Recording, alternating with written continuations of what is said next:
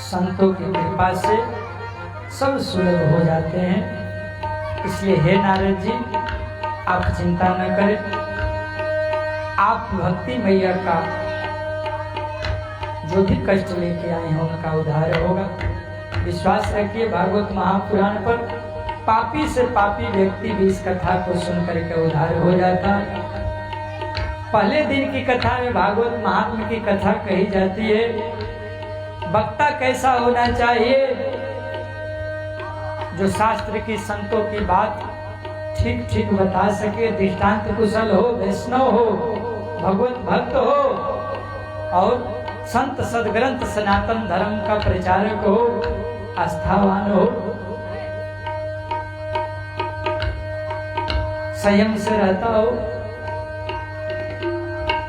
श्रोता बोले श्रोता संयमी हो सके तो धरती पर शयन करे, एक समय भोजन करके कथा सुनना चाहिए, हो सके तो फलाहार करके कथा सुनना चाहिए, हो सके तो केवल घी पी के कथा सुनना चाहिए।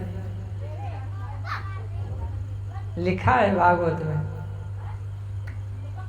उस समय लोग घी पीते थे, घी दूध का जमाना था, तो लिखा है आज रिफाइंड पी के रहिए, शुद्ध घी तो मिलने वाला है नहीं, है रिफाइंड पी के हॉस्पिटल जाइए।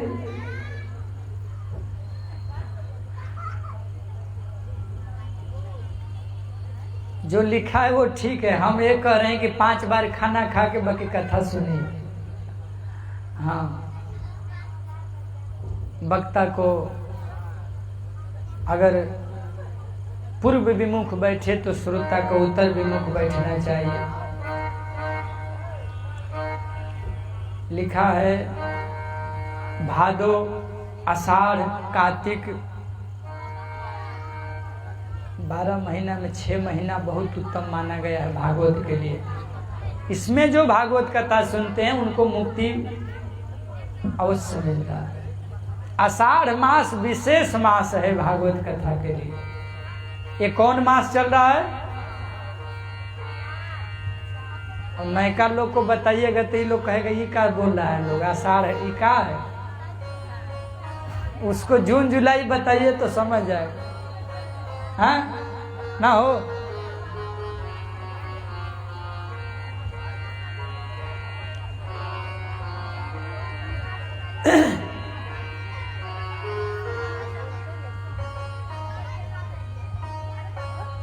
लिखा है भागवत जी में, जिस प्रकार शादी विवाह में धन एकत्रित किया जाता है, धूमधाम से तैयारी किया जाता है, उतनी तैयारी करके भागवत कथा करनी चाहिए। अपने बंधु बांधवों को, हित मित को, अपने नेमी प्रेमी को सूचना देना चाहिए, बुलाना चाहिए, अपने अपने रिलेशन को, अपने फैमिली को, भैया हमारे यहाँ भागवत कथा हो रही है, निवेदन है आइए। 7 दिन नहीं आ पाइए ठीक है, कम से कम 2 दिन के लिए भी जरूर पधारिए। जिस तरह से बेटा बेटी के विवाह में धूमधाम से उत्साह पूर्वक खर्च किया जाता है, उतना उत्साह पूर्वक धन एकत्रित करके, पहले धन एकत्रित करना चाहिए, उसके बाद इसको, क्योंकि भागवत कथा साधारण कथा नहीं, बहुत अद्भुत कथा है। कंजू के लिए तो प्राण ही है। और क्या क्या नियम है महाराज? नियम है कि दरिद्र आसन में बैठ के कथा नहीं सुनना चाहिए। दरिद्र आसन मतलब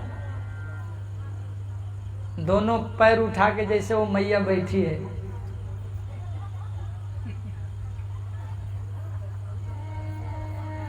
नहीं समझ पाए, हमको बैठना पड़ेगा ना। खड़ा होकर बताइए कि बैठ के ऐसे जो बैठता है ना, इसको कहते हैं दरिद्र आसन। हाँ, सुखासन में बैठिए, भुजंग आसन में बैठिए, हनुमान आसन में बैठिए, वज्र आसन में बैठिए, पलथी मार के बैठिए। ठीक। जिसको दिक्कत हो, घुटना में दर्द हो तो कुर्सी ले ले, पलंग ले ले, तोशक ले ले, सोफा ले ले। हाँ भाई, जिसको तकलीफ हो, पुराना है, बीमारी है तो ठीक है।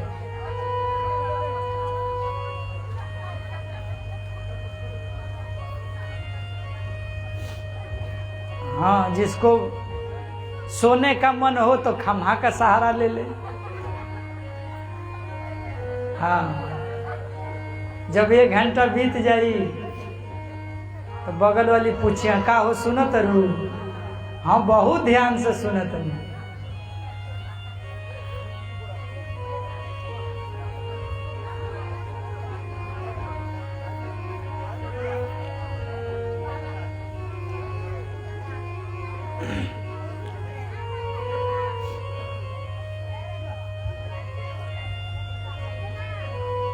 हम देखिए एक बात और करें, आप 3 घंटा मत बैठिए, अगर आपको संभव नहीं है 30 मिनट ही बैठिए, पर बढ़िया से बैठ के सुनिए, जो आपके काम में आ जाए, आपके जीवन में उतर जाए, आपको आपसे मिला दे। आप अपने से दूर हैं। ये जो हम लोग का शरीर मिला है ना, एक कवर है, कवर, मोबाइल का कवर लगाते हैं ना सब लोग, तो आत्मा का कवर क्या है? ये जो कपड़ा हम लोग पहने, ये जो शरीर है हाड़ मांस का, ये आप नहीं है। आप भूल जाते हैं कि यही हम हैं। ये तो कुर्ता है महाराज, ऊपर से पहने हैं। का हो, आप ये नहीं है। शरीर को आप मत मानिए कि हम यही हैं। ये प्रकृति है, 5 तत्वों से बना है। एक दिन 5 तत्वों में लग जाएगा। आप उससे ऊपर हैं। आप एक चेतना हैं, एक बेचैन चेतना। वो बेचैन चेतना को शांति तक पहुंचना है, और जब तक वो चेतना ठीक जगह पर नहीं पहुंचेगा तब तक बेचैन रहेगा। हम लोग भूल कहाँ करते हैं, इस शरीरियों को हम अपने असली मान लेते हैं। अरे वाह, थोड़ा सा मेकअप बिगड़ गया फिर हालत देखिए।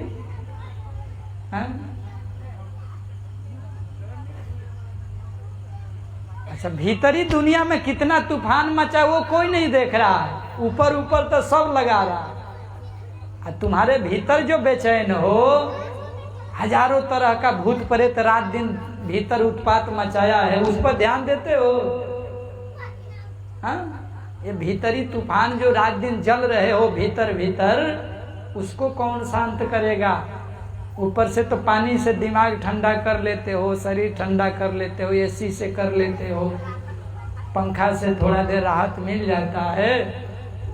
अब भीतर बाहरी दुनिया में तो बहुत उपाय है शांत होने के लिए, भीतरी दुनिया में वो तो संत ही है, शास्त्र ही है, सदग्रंथ और भगवंत के चरण ही आपको ठीक जगह पहुंचा पाएगा।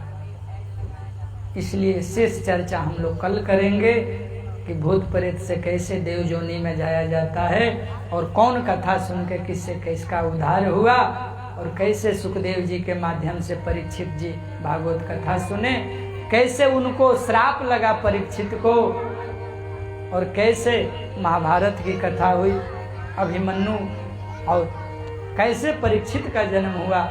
उन सभी प्रसंगों को हम लोग कल श्रवण करेंगे। यद्यपि आज पहला दिन है, लोग थके भी थे और विलंब भी हो गया। कल समय से हम लोग भगवान की चर्चा करेंगे। आइए एक गुरु वंदना हम लोग बड़े भैया से सुनते हैं, उसके बाद आरती।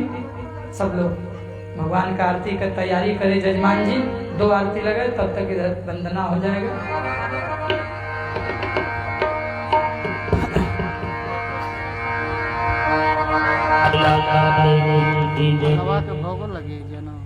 कब कब बना है, लाइए प्रसाद बन जाएगा।